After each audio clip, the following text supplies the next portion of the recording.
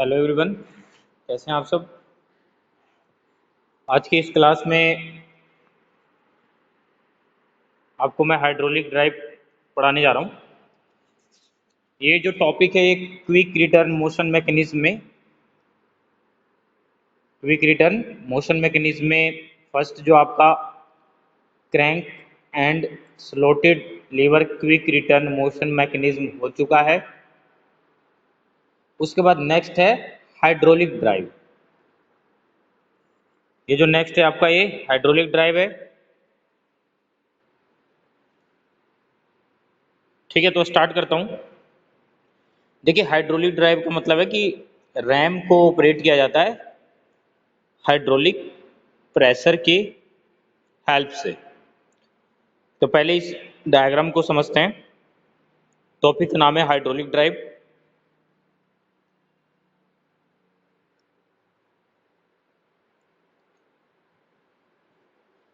तो इसमें देखिए ध्यान से, मोटर लगा हुआ है, ठीक है। मोटर के साथ पंप फिट है,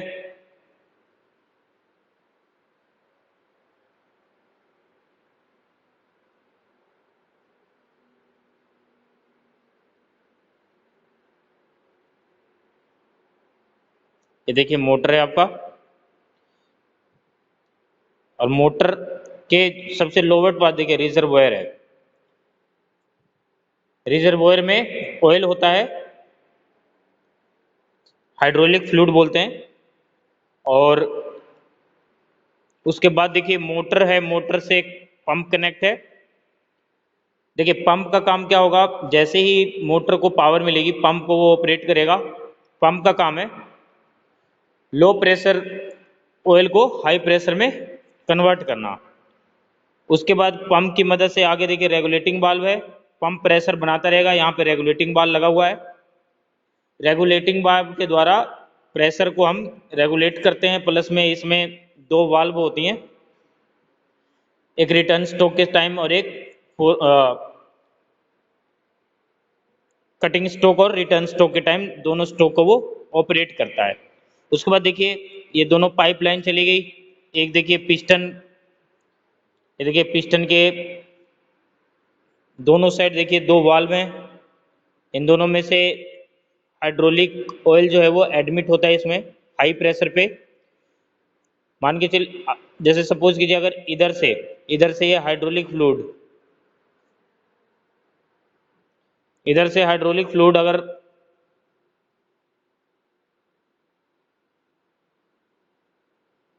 इस साइड से पिस्टन में, इस साइड से अगर हाइड्रोलिक फ्लूइड एंटर करता है तो ये क्या करेगा, पिस्टन को बैकवर्ड स्ट्रोक की ओर प्रेशराइज करेगा, क्योंकि जो ऑयल है वो हाई प्रेशर पे होता है। ऐसे ही अब मान के चलिए, अब इस साइड से अगर ये वाली वाल्व के द्वारा, इस पाइपलाइन के द्वारा हाई प्रेशर ऑयल सिलेंडर के अंदर एंटर करेगा, वो क्या करेगा, पिस्टन को हाई प्रेशर एयर उसको फोर्स लगाते पिस्टन पे, जिसकी वजह से पिस्टन मूव करने लगेगा। और इसकी मूवमेंट की वजह से देखिए इसी के साथ रैम कनेक्ट है, रैम को इसी के साथ कनेक्ट कर रखा है, तो रैम की भी मूवमेंट होगा। ठीक है, तो इसमें समझने का ये है कि इसको जो ऑपरेट किया जाता है, रैम को ऑपरेट जो किया जाता है हाइड्रोलिक प्रेशर के हेल्प से किया जाता है। ठीक है, इसको जो मतलब ऑपरेट किया जा रहा है वो हाइड्रोलिक प्रेशर के हेल्प से ऑपरेट किया जा रहा है। और एक चीज और इसमें समझना है,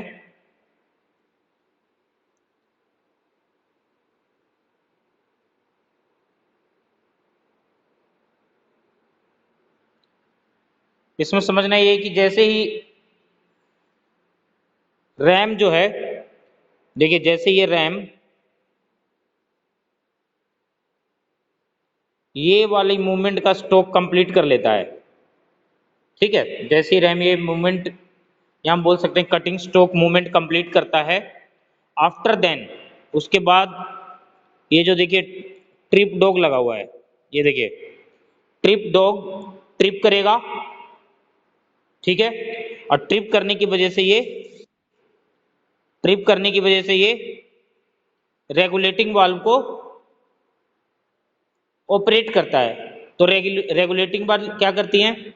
अब देखिए पिस्टन अगर कटिंग स्ट्रोक के टाइम पिस्टन देखिए यहां पे आ जाएगा, ठीक है, यहां तक, इस पॉइंट तक, ठीक है, इस साइड का पोर्शन खाली है। तो रेगुलेटिंग वाल्व क्या करता है? इस साइड से हाई प्रेशर ऑयल को पास करता है। ये देखिए इस साइड से हाई प्रेशर ऑयल को पास करेगा और उसकी वजह से देखिए पिस्टन जो है इस मूवमेंट में रिवर्स या रिटर्न स्ट्रोक या रिवर्स मोशन ले लेता है। आ रहा समझ में? इसमें पार्ट्स में समझना है तो आप देखिए, एक तो रिजर्वोयर होगा, रिजर्वोयर में हाइड्रोलिक फ्लूइड जो है वो कंटेन होता है। उसके बाद मोटर है, मोटर की जरूरत क्यों पड़ रही है? क्योंकि पंप को ऑपरेट करता है मोटर। पंप क्या करेगा? रिजर्वोयर में से हाइड्रोलिक फ्लूइड को शक करता है और हाई प्रेशर में कन्वर्ट करके रेगुलेटिंग वाल्व को देता है। Regulating by according to ram movement, ठीक है ना। दोनों वाल्व को ये दोनों साइड से रेगुलेटिंग वाल्व उसको ऑपरेट करता है। पाइपलाइन लगी हुई है दोनों में। अगर बात करेंगे कि कटिंग स्ट्रोक के टाइम, तो कटिंग स्ट्रोक के टाइम ये वाली पाइपलाइन बता देता हूं मैं।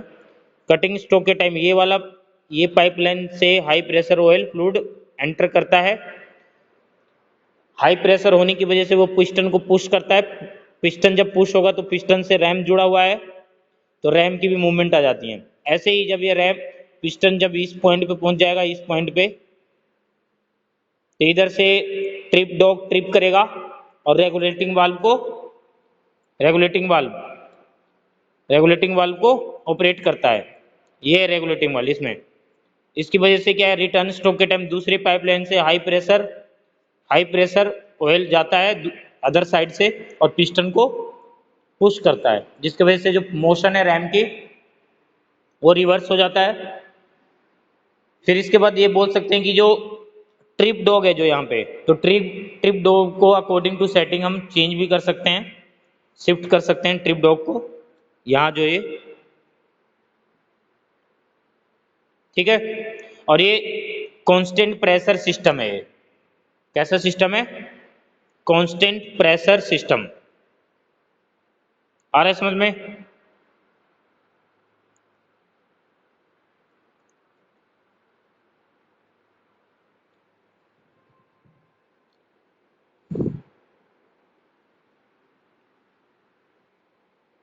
तो हेडिंग बनाइए, हाइड्रोलिक ड्राइव।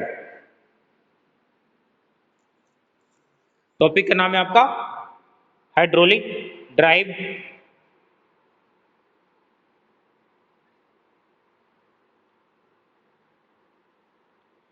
तो इसमें लिखना है आपको, ये हॉरिजॉन्टल शेपर में यूज किया जाता है हाइड्रोलिक ड्राइव, ठीक है। तो इसमें लिखिए,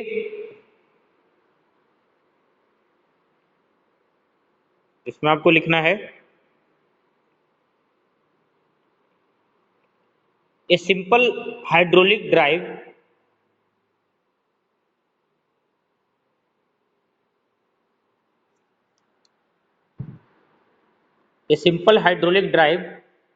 for horizontal shaper is shown in a figure में दिखाया हुआ है।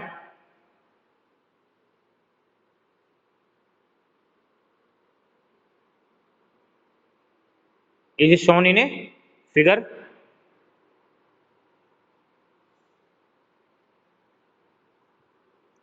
तो पहले ये डायग्राम को ड्रॉ करते हैं। देखिए पहले आपको ये वाला हिस्सा बनाइए। पहले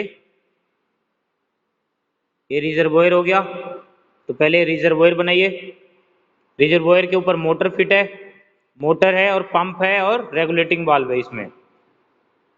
मोटर पंप से अटैच है।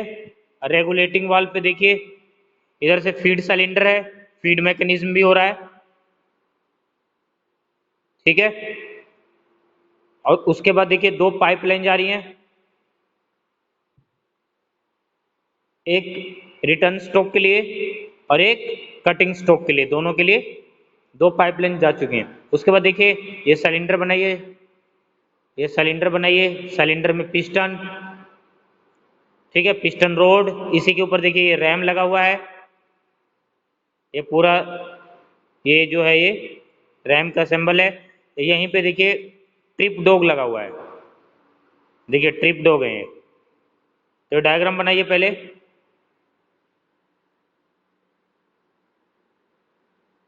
नोट कीजिए आप सब इस डायग्राम को।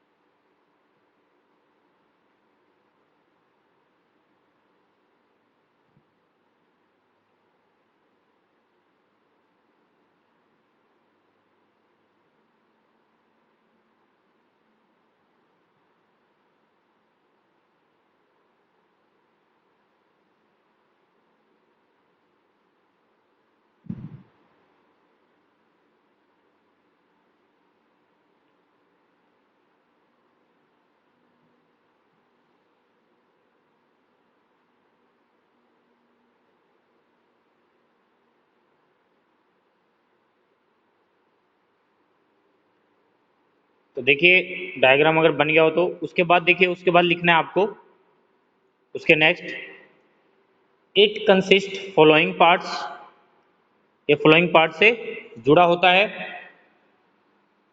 इट कंसिस्ट फॉलोइंग पार्ट्स,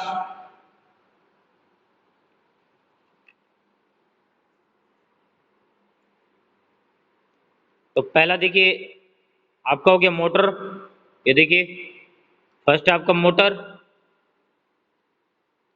लिखिए फर्स्ट मोटर, उसके बाद पंप, पंप, पंप के बाद regulating valve,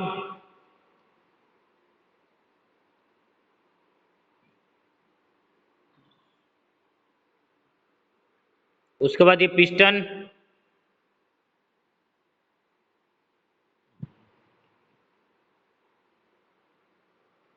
pivot valve, pivot valve लिखिए,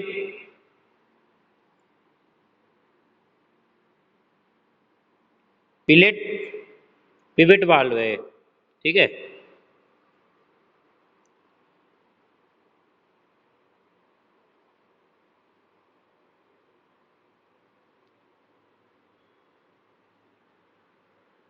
अब पिवेट वाल्व की बात करें तो जब ये ट्रिप डॉग ट्रिप करता है, तो ट्रिप करता किसको है, ट्रिप डॉग विल ट्रिप, या trip dog trip pivot valve, pivot valve को ट्रिप करता है, ठीक है। और पिवेट वाल्व क्या करेंगे, पिवेट वाल्व फिर रेगुलेटिंग वाल्व को ऑपरेट करता है, पिवेट वाल्व रेगुलेटिंग वाल्व को इसको ऑपरेट करता है। तो कितने पार्ट्स हो गए, एक मोटर हो गया, pump, regulating valve, piston, pivot valve, उसके बाद लिखिए ट्रिप डॉग,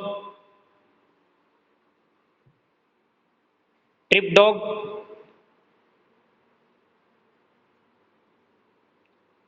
फिर रैम, उसके बाद लिखना है रैम।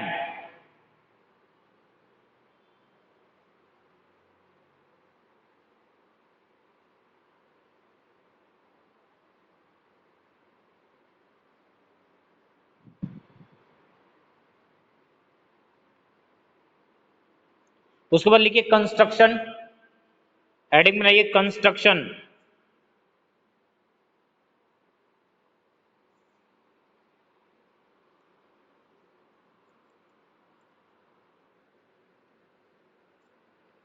तो कंस्ट्रक्शन में हेडिंग बना लिया सभी ने, तो कंस्ट्रक्शन में लिखिए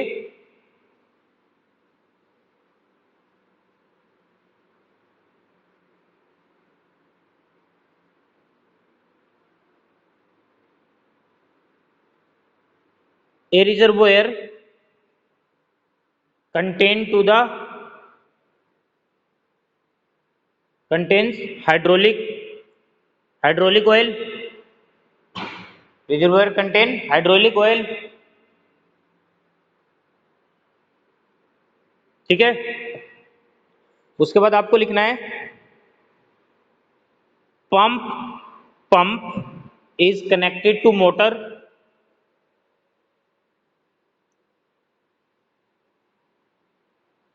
pump is connected to motor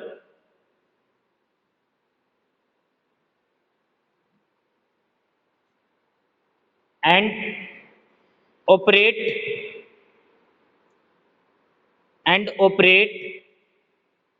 with the help of motor,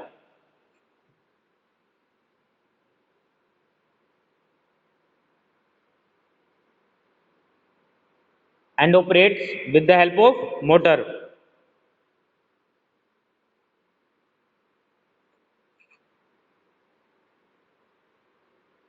इतना हो गया। उस वाले लिखिए regulating valve consist of two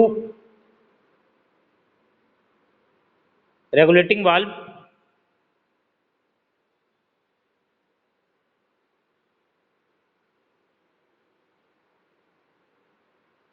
consist of two pipelines, दो पाइपलाइन से जुड़ा होता है,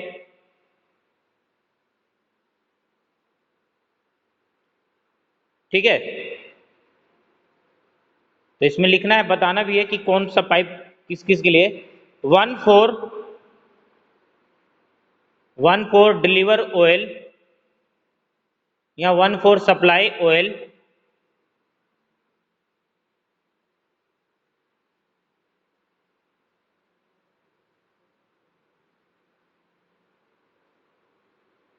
one for supply oil during cutting stock के टाइम,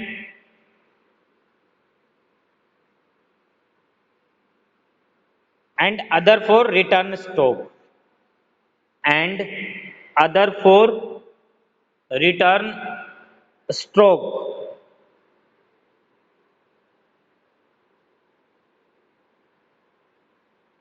ठीक है। ये देखिए एक ये पाइपलाइन होगी, एक ये, एक कटिंग स्टॉक के लिए है और एक रिटर्न स्टॉक के लिए है, दिख रहा है।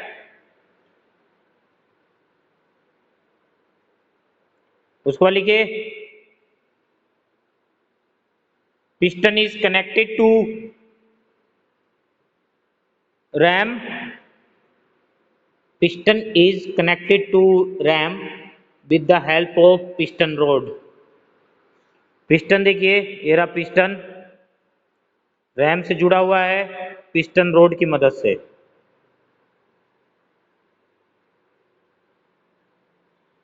तो piston is connected to ram with the help of piston road.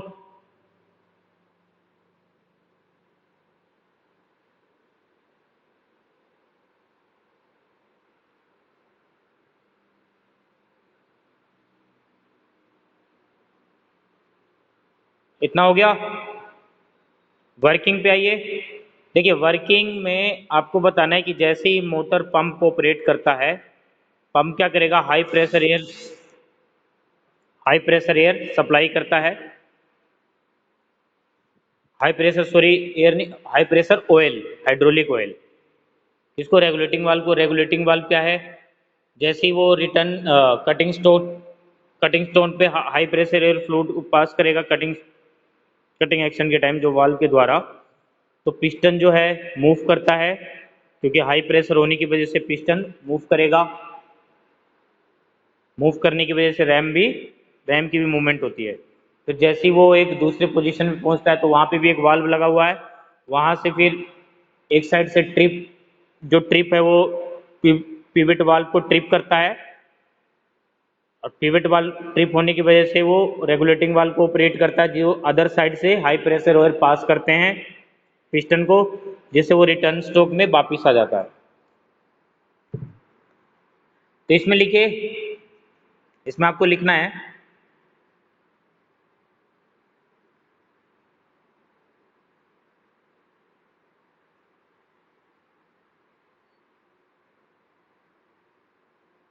when motor drive a hydraulic pump when motor drive a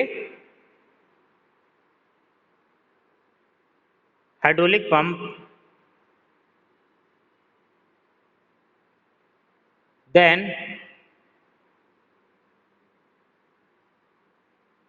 then hydraulic pump sorry then hydraulic pump operate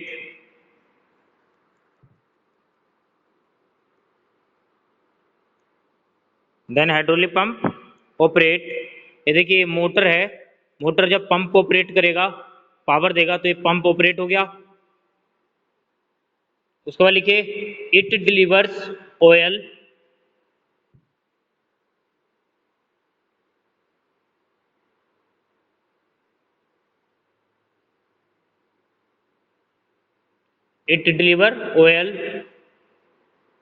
to regulating valve, यहाँ line भी लिख सकते हैं, to the line या regulating valve. It deliver pressurise oil, यहाँ constant pressure पे operate होता है। It deliver oil at constant pressure to regulating valve. Regulating valve क्या करता है, एडमिट्स करता है इस ऑयल को अंडर प्रेशर, ठीक है, admit oil under pressure to, यहाँ इसमें लिखना है रेगुलेटिंग वाल्व में, regulating valve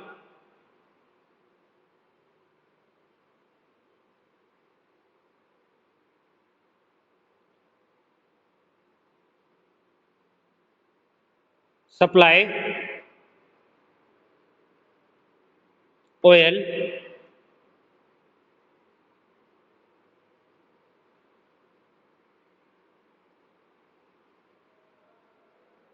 supply oil to one end of piston, one end of piston,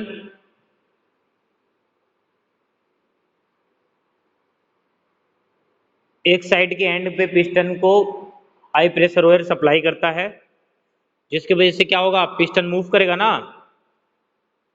due to this, लिखिए due to this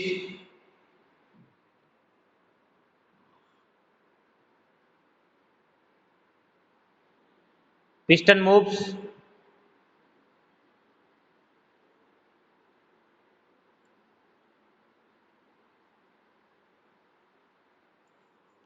due to this piston moves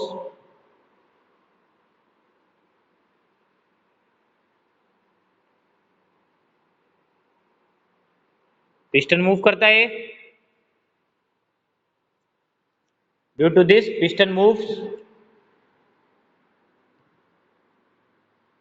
and operate ram, और ram को operate करेगा।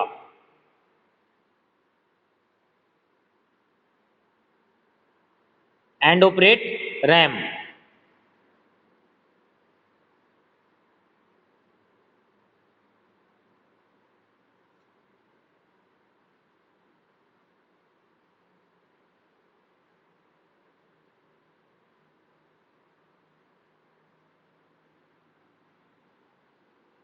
As the ram moves, अब देखिए अब ram move कर चुका है, as ram moves and completes it cutting stock, as the RAM moves and complete its cutting stroke,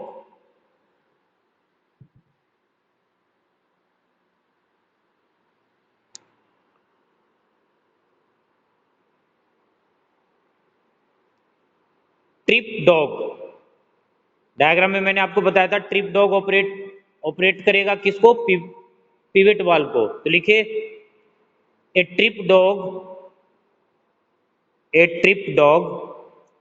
will trip pivot valve.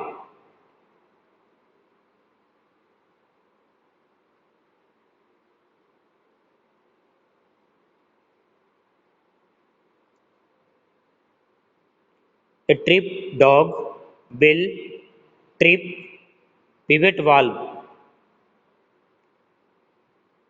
Pivot valve को trip करता है।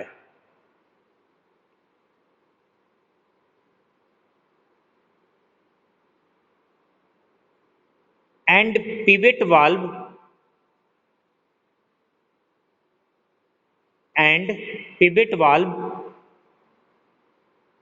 Operates regulating valve, pivot valve क्या करता है, regulating valve को operate करता है। तो लिखिए and pivot valve operates regulating valve.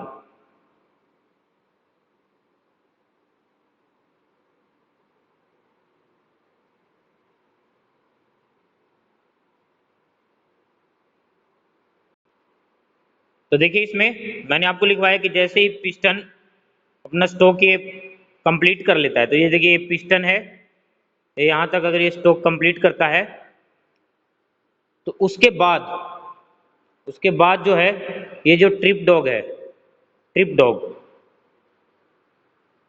Pivot valve को ट्रिप करता है, ठीक है। ट्रिप डॉग पिवट वाल्व को ट्रिप करता है। तो पिवट वाल्व क्या करता है, रेगुलेटिंग वाल्व को देन ऑपरेट करता है।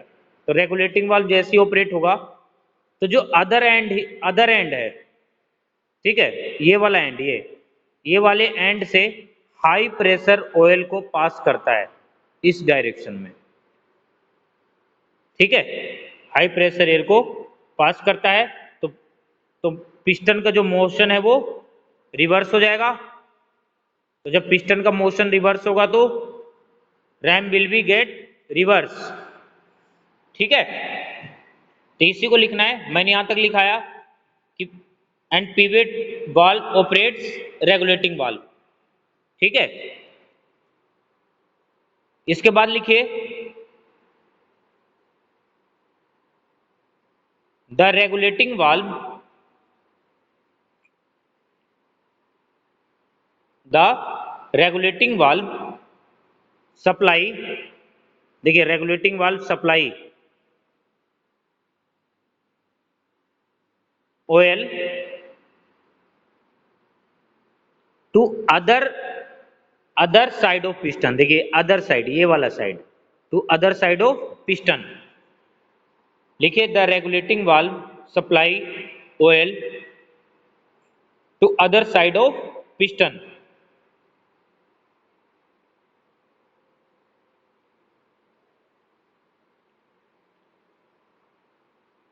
And piston move in backward direction,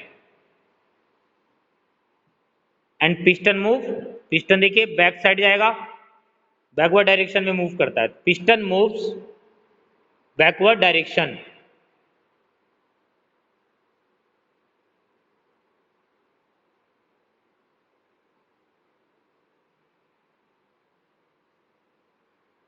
RAM is connected to piston, उसके बाद लिखिए RAM is connected to piston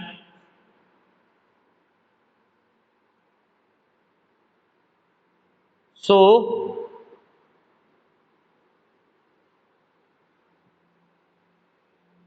motion of ram is also reverse, motion of RAM is also reverse. ठीक है, ये पूरे जो ये जो लेंथ है ना, ये स्ट्रोक लेंथ, पूरा जो बोलते हैं स्ट्रोक लेंथ या length of a stroke, depend करता है कि ट्रिप डॉग कहाँ कहाँ लगा हुआ है, पोजीशन ऑफ ट्रिप डॉग पे डिपेंड करता है। तो ये लाइन लिख लीजिए, length of a stroke, length of stroke depend on position of trip dog.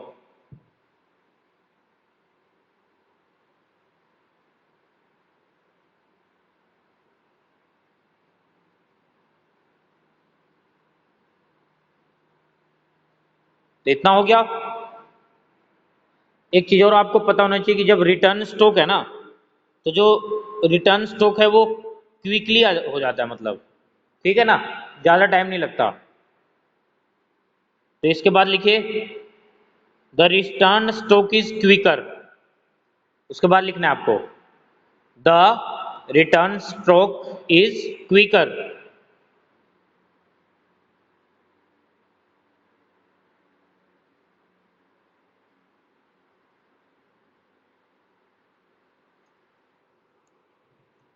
इतना हो गया। एक चीज और आपको समझना है, ये जो रैम है, ये जो रैम है, रैम के जो वेलोसिटी है वो डिपेंड करता है ऑयल प्रेशर और पिस्टन के एरिया पे। ठीक है ना, कितना ऑयल का प्रेशर है, जितना अच्छा प्रेशर होगा उतनी अच्छी वेलोसिटी होगी, है ना। और पिस्टन का क्या एरिया है, ऑयल के प्रेशर पे डिपेंड करता है और पिस्टन के एरिया पे। आ रहा है समझ में? तो उसके बाद आपको लिखना है, लिखिए उसके बाद the velocity of RAM,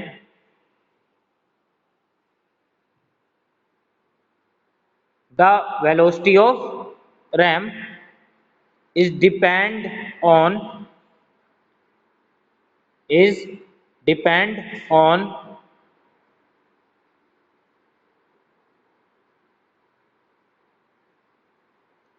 oil pressure, depend on oil pressure and area of piston, and area of piston, piston के एरिया पे डिपेंड करता है।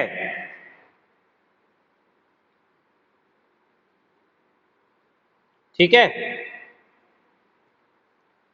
उसके बाद आपको देखिए ये टॉपिक आपका हो गया है हाइड्रोलिक ड्राइव का, और उससे पहले आपका क्विक रिटर्न मोशन मैकेनिज्म भी, कौन सा, क्रैंक एंड स्लॉटेड लीवर वाला, क्योंकि ये जो टॉपिक चल रहा है वो क्विक रिटर्न मोशन मैकेनिज्म का है, जिसमें आपका एक क्रैंक एंड स्लॉटेड लीवर है और दूसरा है आपका हाइड्रोलिक ड्राइव। तो दोनों आपका कवर हो चुका है और मोस्ट इंपॉर्टेंट टॉपिक है, एग्जाम में आ जाता है, इसलिए मैं बार बार कहूंगा कि ये इसको आप नोट डाउन कीजिए, समझिए, लिखिए, जैसे भी मैं आप, क्योंकि मैं इसकी जो भी है रिकॉर्डिंग मैं आपको सेंड कर दूंगा ग्रुप में, और इसको 2-3 बार आप देखेंगे सुनेंगे तो अपने आप ही कवर हो जाएगा। अब बात करें कि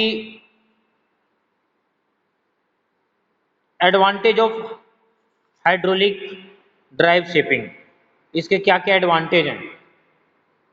ठीक है, इसके एडवांटेज में ये है, it consume less time, consuming less time, in return stroke बोल देते हैं, एक तो ये हो जाता है। दूसरा है कि जिसका जो रैम जो है रिवर्स जो करता है वो क्विकली करता है, और जो कटिंग स्पीड है वो रिमेन्स कांस्टेंट, कटिंग स्पीड जो है अगर कांस्टेंट है,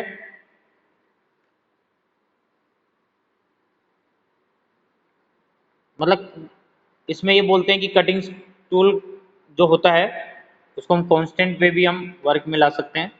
और इसमें एक एबिलिटी होती है कि लेंथ और पोजीशन ऑफ स्ट्रोक को हम चेंज कर सकें, ठीक है ना।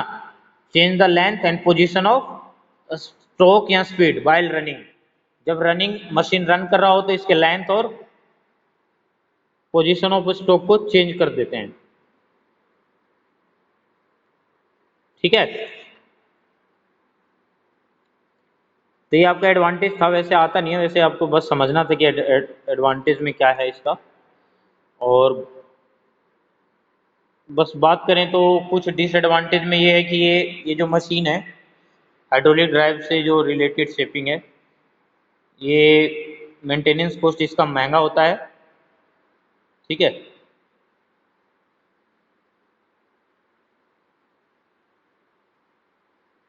और तो मेंटेनेंस कॉस्ट महंगा होने की वजह से थोड़ा ये मतलब comparison to crank type shaper ये थोड़ा महंगा होता है, ठीक है। और भी कुछ हैं, जैसे अगर कंपैरिजन करें क्रैंक से तो देखिए क्रैंक का जो आपने पढ़ा तो उसमें जो मेंटेनेंस कॉस्ट लो होता है, इसमें हाई होता है। उसमें जो नंबर ऑफ स्पीड की बात करें तो लिमिटेड होते हैं, इसमें लिमिटेड नहीं होता स्पीड, ठीक है। और लिमिट की ऑफ स्पीड की बात करें तो ये हाई स्पीड इस पे हायर स्पीड अवेलेबल है, ठीक है। और ड्राइव जो है इसका स्मूथ ड्राइव बोलते हैं इसे, स्मूथ ड्राइव है। और easy variation of stroke length या फ्लो रेट होता है। वियर एंड टीयर की बात करें तो इसमें लेस वियर एंड टीयर होता है, ज़्यादा उतना है वो नहीं है। पार्ट्स जो हैं जल्दी से ख़राब नहीं होते इसके। और ये it can take heavy cuts of metal. ये कुछ मतलब हैं जो आपको बेसिक इसके बारे में पता होना चाहिए, दोनों में कौन कौन से जो भी डिफरेंस है थोड़ा थोड़ा। तो ये आपका टॉपिक आपका कवर हो गया है। उसके बाद फिर नेक्स्ट टॉपिक आपका, इसमें आप शेपर तो हो ही गया, उसके बाद आपका प्लानर आएगा, ठीक है। तो शेपर और प्लानर ही आपको पढ़ना है, उसके बाद ये चैप्टर आपका कंप्लीट हो जाएगा। तो यहाँ तक आप टॉपिक को कर लीजिएगा, ठीक है। फिर मिलते हैं फिर नेक्स्ट क्लास में।